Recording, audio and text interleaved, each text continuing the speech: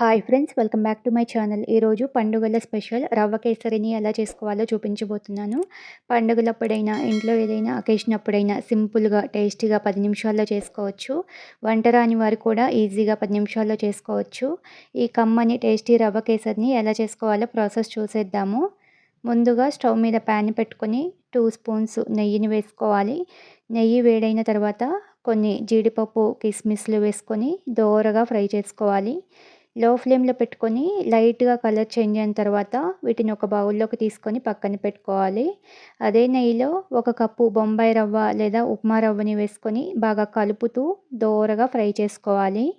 లో ఫ్లేమ్లో ఈ రవ్వ అంతా బాగా వేగి మంచి స్మెల్ వచ్చే వరకు ఫ్రై చేసుకోవాలి. రవ్వ ఎంత బాగా వేగితే కేసరి రుచి అంత బాగుంటుంది. రవ్వ వేగడానికి కొంచెం టైం పడుతుంది. రవ్వని మాడిపోకుండా కలుపుతూ 5 మినిట్స్ ఫ్రై చేసుకున్నాక ఈ రవ్వని ప్లేట్లోకి తీసుకొని పక్కన పెట్టుకోవాలి.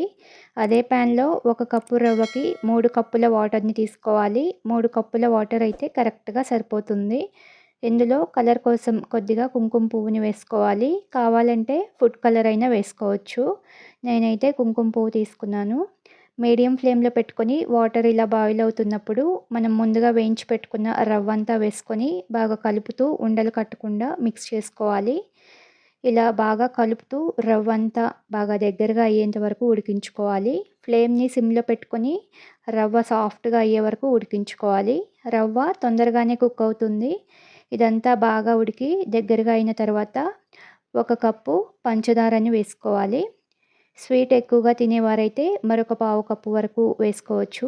పంచదార వేసుకున్నాక బాగా కలుపుతూ ఉడికించుకోవాలి. పంచదార కరిగి కన్సిస్టెన్సీ కొంచెం పలుచగా అవుతుంది.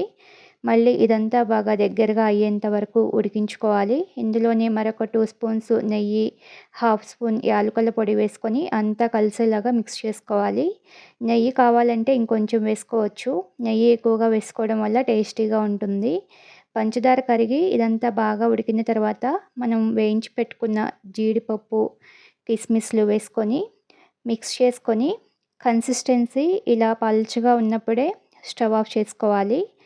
అంతేనండి, టేస్టీగా నోరూరించే కమ్మని రవ్వ కేసరి రెడీ అయిపోయింది.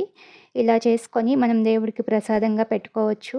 ఈ శ్రావణ మాసంలో రవ్వ కేసరిని చేసి ప్రసాదంగా అమ్మవారికి పెట్టండి.